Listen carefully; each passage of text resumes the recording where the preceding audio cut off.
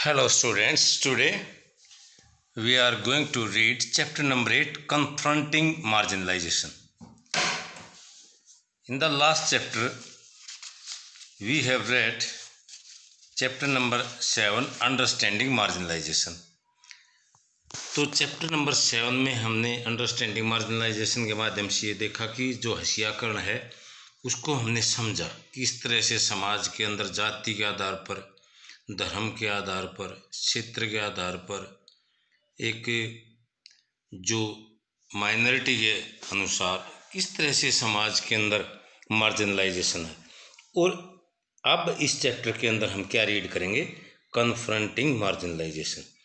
हसियाकरण से किस तरह से हम कन्फ्रंट कर सकते हैं, किस तरह से इससे निपट सकते हैं, ये हमने रीड करना है। That is very important. In the previous chapter, we have read two different groups and their experience of inequality and discrimination. पिछले चैप्टर के अंदर हमने पढ़ा कि दो भिन्न भिन्न समूह हैं और उनके अनुभव असमानता के और भेदभाव के। भाई किस तरह से वे असमान है और किस तरह से उनमें भेदभाव है। दो powerless such groups have fought, protested and struggled against being excluded or dominated by other. ये जो समूह हैं चाहे ये भले ही कम ताकतवर हों, लेकिन इन्होंने अलग थलग कर दिए जाने या औरों का जो वर्चस्व है उनका विरोध किया है। They have attempted to overcome their situation by adopting a range of strategy in their long history: religious solace, armed struggle, self-improvement and education, economic uplift. There appears to be no one way of doing things.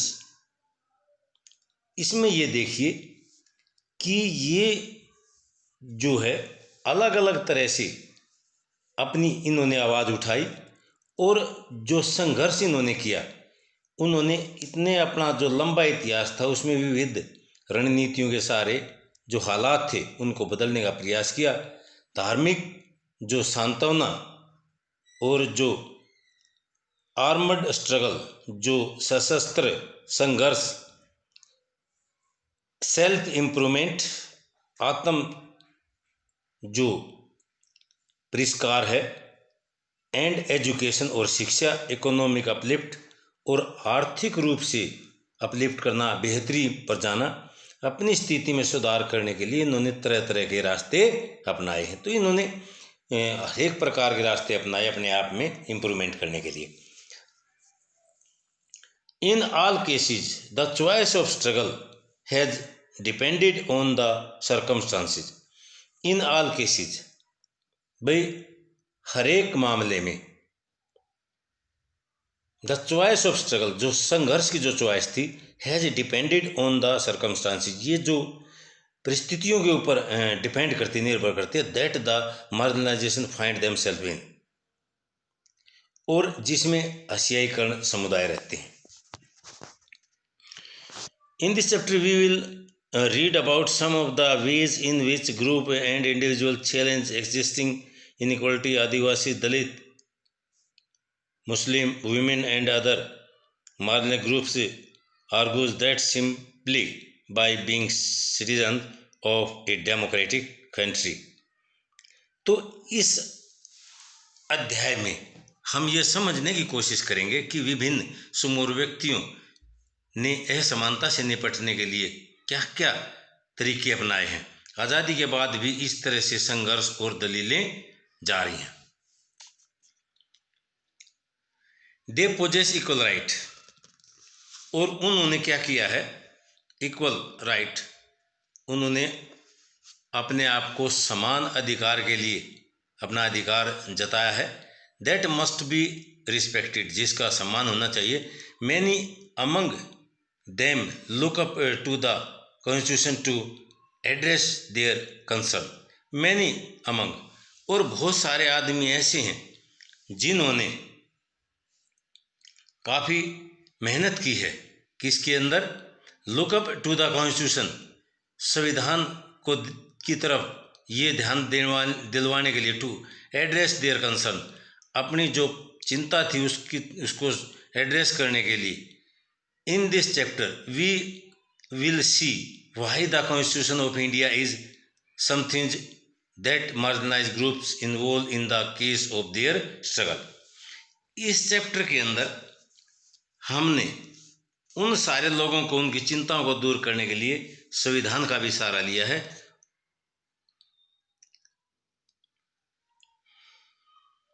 और इसके अंदर हमने हसियाई जो समूह है अपने संघर्षों के दौरान किस तरह से वे संविधान का सहारा लेते हैं, इन सब चीज़ों को हमने देखा है। A part of this we will look at how rights are translated into law to protect group from continued exploitation, and we will also look at the government effort to formulate policies to promote the access of this group to development.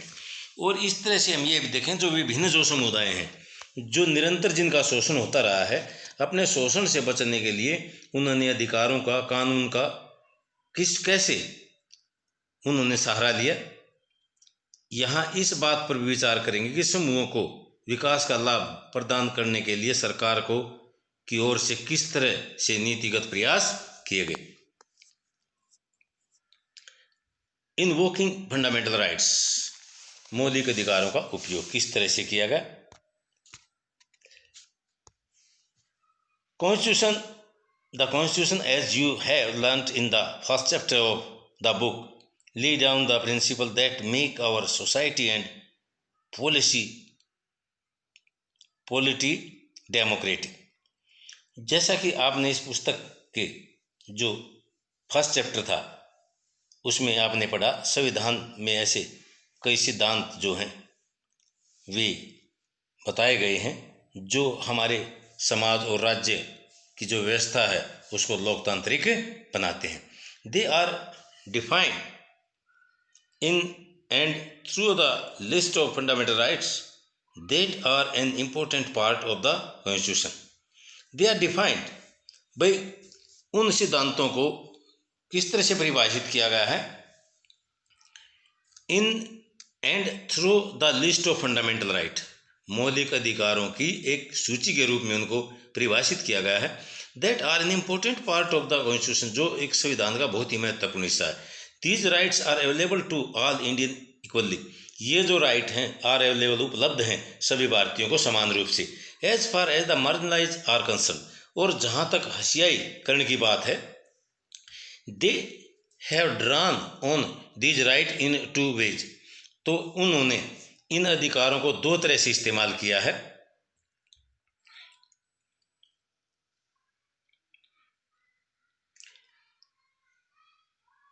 First by insisting on their fundamental right, पहला तो उन्होंने जिद की, दबाव डाला अपने मौलिक अधिकारों के बारे में।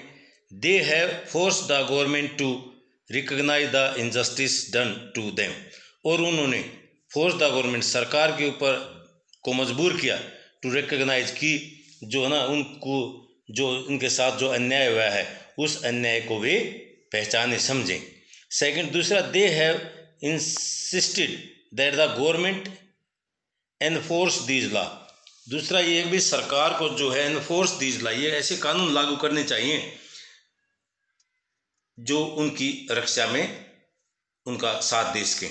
इन सम इंस्टांस, कुछ उदाहरण में, the struggle of the marginalisation, जो संघर्ष था आशियाकरण का, हैव इन्फ्लुएंस द गवर्नमेंट, उसने जो है ना सरकार को प्रभावित किया टू फ्रेम न्यू लॉ, ताकि सरकार जो है नए जो लॉज हैं उनको फ्रेम कर सके, उनको नए कानून बना सके, in keeping with the spirit of the fundamental right, और उनको क्या दे, मौलिक अधिकारों की भावना के अनुरूप जो है उनको आत्मा दे मौलिक अधिकारों की।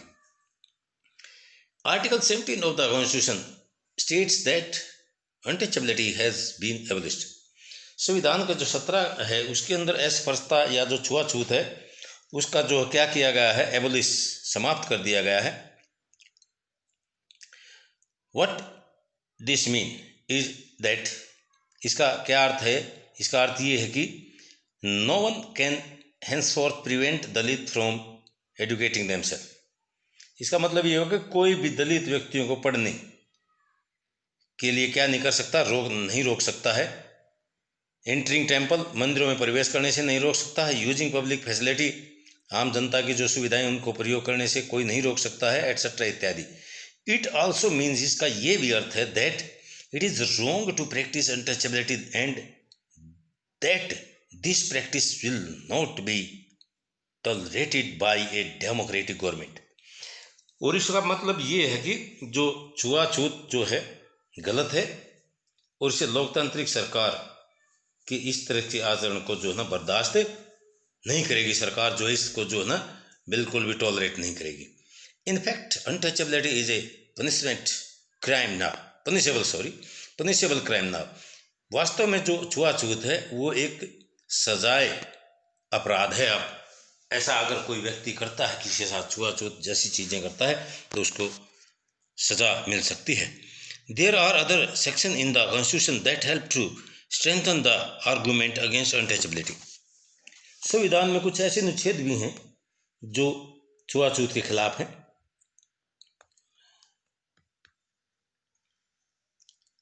और वे जो हैं संविधान का आर्गूमेंट अगेंस्ट अनटचेबिलिटी, और वे जो ना छुआछूत के खिलाफ हैं।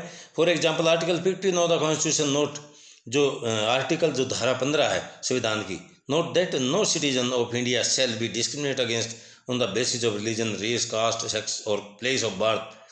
भाई कोई भी आदमी, संविधान में ये कहा गया है, कोई भी नागरिक जो भारत का है उसके साथ भेदभाव नहीं किया जा सकता। किस आधार पर? उसके धर्म के आधार पर, जाति, रंग, सेक्स या जन्म का स्थान जो होता है उसके आधार पर किसी के साथ कोई भेदभाव नहीं किया जा सकता है। You learn lot about in the chapters class 7 text book in this chapter on equality. चाहे इक्वलिटी समानता के बारे में आपने चैप्टर जो क्लास 7 की जो टेक्स्ट बुक उसमें पढ़ा होगा। This has been used by Dalit to seek equality where it has been denied to them. ये जो है समानता का अधिकार जो है, समानता के अधिकार का जो हनन है होने पर दलित इस प्रावधान का सहारा लेते हैं। देयरफॉर, इसलिए दलित कैन इन्वोक और draw on a fundamental right. इस तरह से दलितों को लगता है कि कोई व्यक्ति या जो समुदाय है वो क्या करता है, उनके साथ अच्छा व्यवहार नहीं करता है, तो वे क्या करते हैं, उसका सहारा लेते हैं। किसका? फंडामेंटल राइट्स का। इन सिचुएशन व्हेन दे फील, जब वे महसूस करते हैं कि जो उनके साथ अच्छा व्यवहार नहीं किया गया है व्यक्ति के द्वारा या समाज के द्वारा, और इवन बाय द गवर्नमेंट या सरकार के द्वारा, they have drawn the attention of the government of India to the constitution demanding that the government abide by it and do justice to them. और इस तरह से बार बार भारत सरकार का ध्यान संविधान की ओर आकर्षित कराया भी है, और इस बात पर जोर दिया गया है कि सरकार संविधान का जो है ना पालन करे और उन्हें क्या दे भाई, उनको न्याय प्रदान करे। लाइकवाइज, इस तरह other minority group have drawn on the fundamental rights section of our constitution. इसी तरह से अदर माइनॉरिटी ग्रुप, दूसरे जो अल्पसंख्यक समूह हैं, have drawn on the fundamental rights section of the constitution, तो उन्होंने अन्य जो अल्पसंख्यक समुदाय ने भी संविधान में दिए गए मौलिक अधिकारों का सहारा लिया है।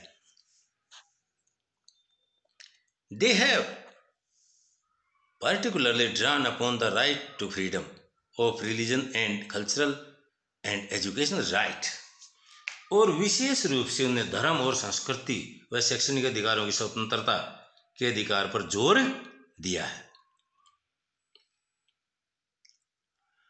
इन the case of cultural and education right, सांस्कृतिक और शिक्षा का जो अधिकार है, इस मामले में distinct culture and religious group, अलग अलग जो सांस्कृतिक और धार्मिक जो समूह हैं, लाइक द मुस्लिम, मुस्लिमों की तरह से, एंड पारसी, पारसियों की तरह से, have the right to be the guardian of the content of the culture as well as the right to make decision on how best this content is to be preserved.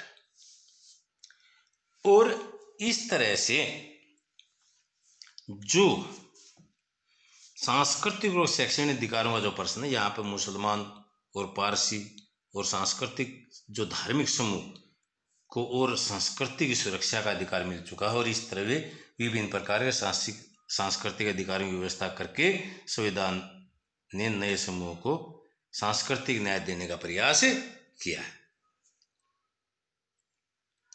Thus, the government granting different form of cultural right and constitution try to ensure cultural justice to such group. The constitution does this so that संविधान ऐसा इसलिए करता है so that ताकि the culture of this group is not dominated nor wiped out by the culture of the majority community. तो इस तरह से इसका उद्देश्य यह है कि इन समूहों की संस्कृति पर न तो जो मेजोरिटी जो कम्युनिटी है कि संस्कृति का वर्चस्व हो, और नहीं हुआ है ऐसा भी नहीं होना चाहिए जो मेजोरिटी जिनकी है उनका वर्चस्व ही समाप्त हो जाए, ऐसा भी नहीं होना चाहिए। लॉ फॉर द मार्जिनलाइज, हसियाई जो समूह है उनके लिए कानून। As you have read, the government make law to protect its citizen. जैसे कि आप जानते हैं कि सरकार अपने नागरिकों की रक्षा के लिए क्या करती है भाई, कानून बनाती है। Yet this is not the only way, ये केवल तरीका नहीं है in which it takes action, ये ऐसा कोई तरीका नहीं है कि जिसमें कार्रवाई नहीं की जा सकती। देयर आर स्पेसिफिक लॉ, विशिष्ट कानून है, एंड पॉलिसी और नीतियाँ for the marginalize in our country, जो एशियाई समूहों के लिए हमारे देश के अंदर नीतियाँ भी हैं और कानून भी हैं। देयर आर पॉलिसीज और स्कीम्स, नीति हैं, योजनाएं हैं, that emerge through other means like setting up a committee और by understanding a survey etcetera. और बहुत सारी नीतियाँ योजनाएं किसी समिति की सिफारिशों या सर्वेक्षण आदि के नतीजे पर आधारित होती हैं। ये नीतियाँ जो है ये डिपेंड करती हैं कि सर्वे किया जाता है, और जो नीति वगैरह हैं समिति की जो है सिफारिश वगैरह होती है, कमेटी वगैरह होती हैं, इनके द्वारा इस प्रकार की नीतियाँ बनाई जाती हैं। The government can make an effort to promote such policies in order to give opportunities to specific group। और सरकार इस तरह की जो नीतियों को जो प्रोत्साहन देती है वो इसलिए देती है ताकि जो विशेष जो तबकों जो समूह है जो क्या बोलते हैं उनको ग्रुप हैं, उनको जो है सही अवसर उपलब्ध कराए जा सकें। जो order of give opportunity specific group, विशेष जो तबके हैं या ग्रुप हैं उनको जो ना अपॉर्चुनिटी अवसर उपलब्ध कराए जा सकें। प्रमोटिंग सोशल जस्टिस, सामाजिक न्याय को किस तरह से प्रोत्साहन दिया जाता है। As part of this effort to implement the constitution both state and cultural government creates a specific scheme for implementation in tribal area or in area that have a high Dalit population। तो promoting social justice, सामाजिक न्याय को प्रोत्साहन देना, तो as per on their effort to implement the constitution, भाई संविधान को लागू करने के लिए जो राज्य और केंद्र सरकारें जनजातीय आबादी वाले या बाहरी जो दलित आबादी वाले इलाके हैं उनमें विशेष प्रकार की योजनाएं लागू करती है। ऐसे क्षेत्र जहाँ पर ज़्यादा मात्रा में दलित रहते हैं तो वहाँ पर विशेष प्रकार की योजनाएं लागू की जाती हैं सरकार के द्वारा। For example the government provide for free और सब्सिडी हॉस्टल फॉर स्टूडेंट। भाई उदाहरण के तौर पर जो सरकार है वो क्या प्रदान करती है, फ्री मुफ्त में या सब्सिडी देती है, कुछ छूट देती है हॉस्टल में फॉर स्टूडेंट्स ऑफ दलित के विद्यार्थियों को, दलित समुदाय को और आदिवासी कम्युनिटी और आदिवासी जो समुदाय हैं उनके विद्यार्थियों उनके बच्चों को, so that they can avail of education facility, ताकि वे जो हैं शिक्षा संबंधी सुविधाएं अवेल कर सकें, अवेलेबल हो सकें उनको, उनको उपलब्ध हो सके, that may not be available in their localities. भाई ऐसी सुविधाएं जो उनको अपने इलाकों में उपलब्ध ना हो, तो सरकार ये चाहती है कि उनको ऐसी सुविधाएं जो है वहाँ पे उपलब्ध हो सकें। In addition to providing certain facilities, कुछ ज़रूरत सुविधा मुहैया कराने के अलावा जो सरकार होती है, the government also operate through law to ensure that concrete steps are taken to end inequality in the system। तो इस तरह से जरूरी सुविधा मुहैया कराने के अलावा सरकार जो है कानूनों का भी इस्तेमाल करती है ताकि व्यवस्था में जो असमानता को ख़त्म कराने के लिए कुछ जो है ना ठोस कदम उठाए जाएं।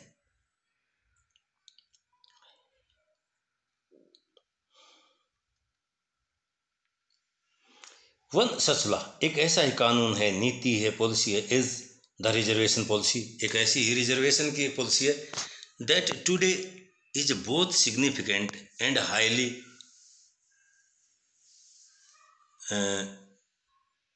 कंटेंशियस। और जो आज के टाइम पे जो है जैसे सीटों का आरक्षण है या कानून एक महत्वपूर्ण तर्क पर आधारित है, ये जो है इस तरह से रिजर्वेशन जो है ना महत्वपूर्ण तर्क पर आधारित है। ये the law which reserve seat, ऐसा कानून जो रिजर्व करता है सीटों को इन एजुकेशन, शिक्षा के अंदर, एंड गवर्नमेंट एम्प्लॉयमेंट, और सरकारी रोजगार के अंदर, फॉर दलितों के लिए एंड आदिवासियों के लिए, are based on an important argument, वो एक महत्वपूर्ण आर्गूमेंट पर बेस होती हैं, आधारित होती हैं, काफ़ी आर्गूमेंट होता है उनके ऊपर, तब जाकर के ये सारा कार्य होता है। That in a society like ours, और हमारे जैसे समाज के अंदर, there for centuries section of the population have been denied opportunity to learn and to work in order to develop new skill or vocations, a democratic government need to step in and assist their sections। इससे हम ये भी समझते हैं कि जैसे हमारे समाज के अंदर जहाँ कुछ जो ग्रुप हैं उनको सदियों तक पढ़ने लिखने और नई निपुणताएं हासिल करने के जो अवसर थे उनसे वंचित रखा गया, और वहाँ लोकतंत्र सरकार को इन जो ग्रुप की सहायता के लिए ठोस कदम उठाने चाहिए। तो इस प्रकार के जो ग्रुप हैं उनको जो है जैसे दलित आदिवासी ग्रुप, उनको ऊपर उठाने के लिए ठोस कदम उठाने चाहिए। How does the reservation policy work, किस तरह से जो रिजर्वेशन की जो पॉलिसी वो काम करती है। Government across India have their own list of schedule caste, schedule tribe और backward and most backward Dalit caste. तो सरकार किस तरह से नीतियाँ पर काम करती है। गवर्नमेंट की जो पहुंच होती है भारत के अंदर, गवर्नमेंट अक्रॉस इंडिया, पूरे भारतवर्ष के अंदर जो सरकार है, have their own list of, उनके पास अपनी लिस्ट है शेड्यूल कास्ट की, शेड्यूल ट्राइब की, बैकवर्ड की, मोस्ट बैकवर्ड क्लास की, इन सभी की उनके पास अपनी लिस्ट है। The central government too has its list, sir जो सेंट्रल गवर्नमेंट उसके पास भी इनकी अपनी लिस्ट है। Students applying to educational institution and those applying for post in government are expected to furnish proof of their caste or tribe status in the form of caste and tribe certificate। तो इस तरह एक सूची के अंदर सरकार के पास भी होती है। जो विद्यार्थी शैक्षणिक संस्थानों में दाखिले के लिए या उम्मीदवार सरकारी नौकरियों के लिए आवेदन देते हैं, उन्हें जाति और जनजाति प्रमाण पत्र के रूप में अपनी जाति या जनजाति का सबूत देना होता है। If a particular Dalit caste और a certain tribe is on the government list, अगर कोई विशेष दलित जाति या जनजाति सरकारी सूची में है, then a candidate from that caste, तब एक जो कैंडिडेट होता है उस कास्ट से और ट्राइब कबीलाई समाज से, can avail of the benefit of reservation, तो उसको जो है जाति या जनजाति का उम्मीदवार को जो है ना इस प्रकार के आरक्षण का लाभ उठा सकता है। For admission to college, college के एडमिशन के लिए, specially to institution of professional education, विशेष रूप से जो व्यावसायिक जो शिक्षा है, सच एज मेडिकल कॉलेज, जैसे मेडिकल कॉलेज है, government define a set of cut off mark, तो सरकार जो हो क्या करती है, कट ऑफ या न्यूनतम अंक सीमा तय करती है। दिस मीन, जिसका अर्थ है that not all Dalit and tribal candidate can qualify for admission.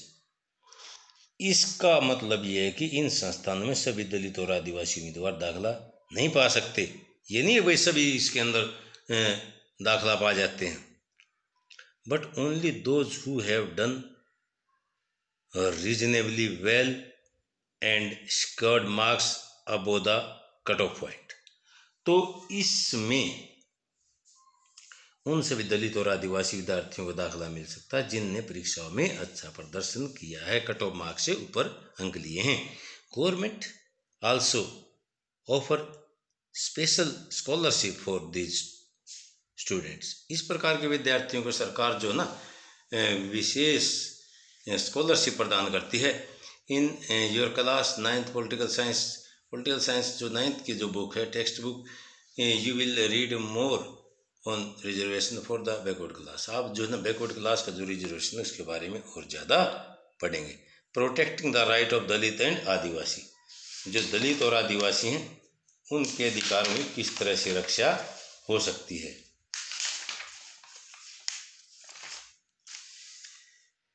In addition to policy, our country also has specific law that guard against the discrimination and exploitation of marginalized communities।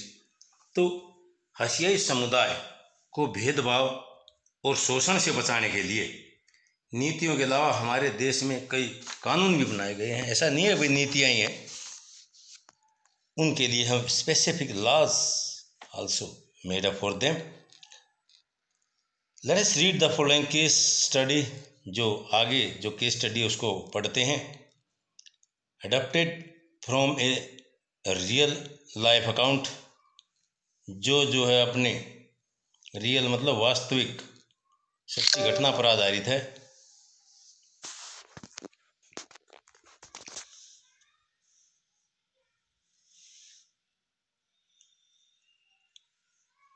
Adapted from a real life account to understand how Dalit use the protection that law provide, और इस तरह से रक्षा के लिए दलित इस कानूनों को किस तरह से इस्तेमाल करते हैं अपने आप को सुरक्षा देने के लिए। The villager of Jakmalpur are gearing up for a big festival once in 5 years. The local deity is honored and priests from 20 neighboring villages come for the 5-day event. जकमालपुर गांव के जो लोग हैं एक बड़े त्यौहार की तैयारी में जुटे हुए हैं और यहाँ हर 5 साल में एक बार जो उनका लोकल जो देवता है उसकी पूजा की जाती है। 5 दिन चलने वाले इस उत्सव में आसपास के जो 20 गांव के पुजारी इकट्ठे होते हैं और इस कार्यक्रम की शुरुआत में दलित समुदाय का एक व्यक्ति सारे पुजारियों के पैर धोता है। तो इसके अंदर हम क्या देखते हैं कि ये परंपरा है जिसके अंदर जो दलित परिवार का एक मेंबर जो है, जितनी पुजारी होते हैं उन सब के क्या करता है, पैर धोता है। Washing the feet of all the priest and then bathing in the water used by them, और उनने जिस पानी के अंदर उन्होंने पैर धोए हैं उस पानी को वो अपने स्नान के लिए प्रयोग करता है।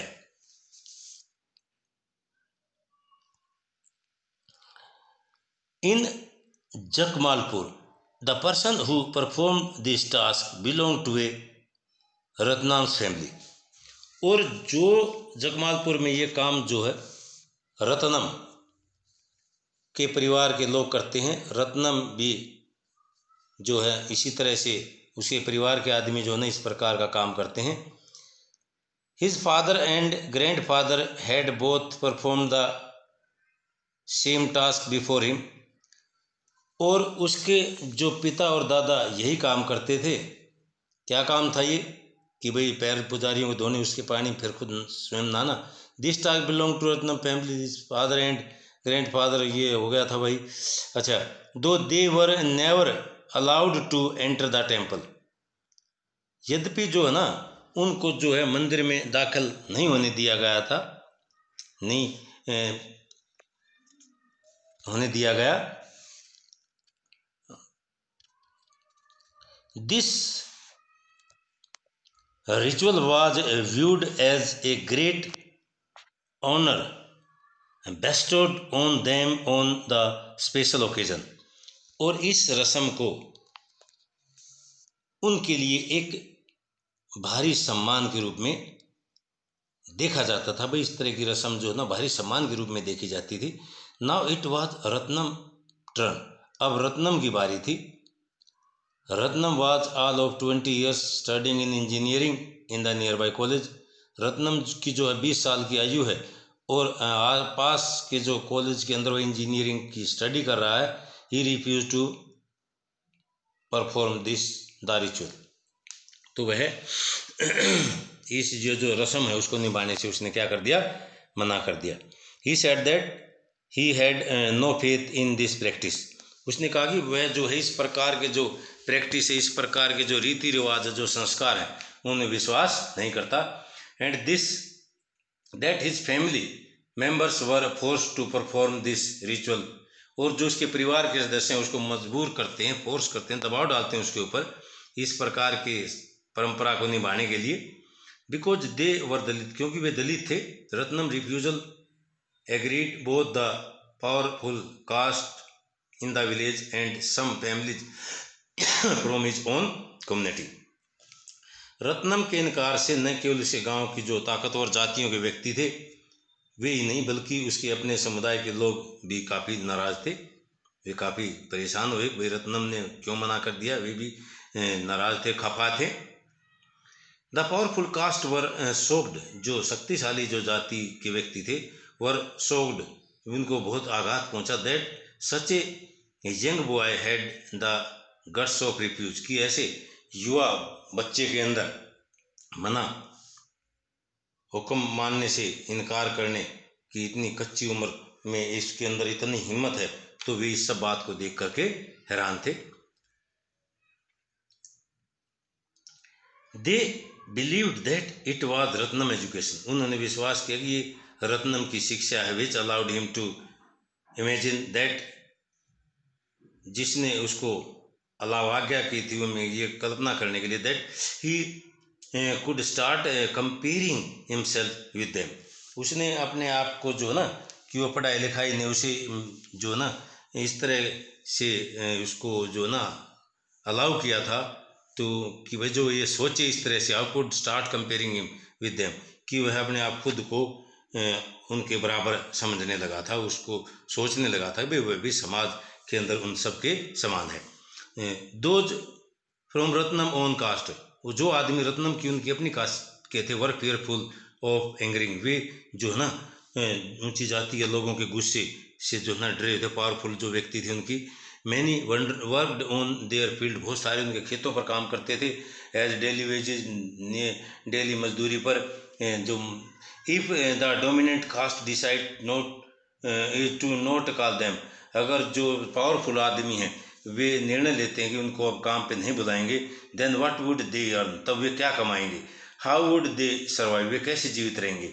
दे also declare that the wrath of the local deity would strike them if they refuse to give in.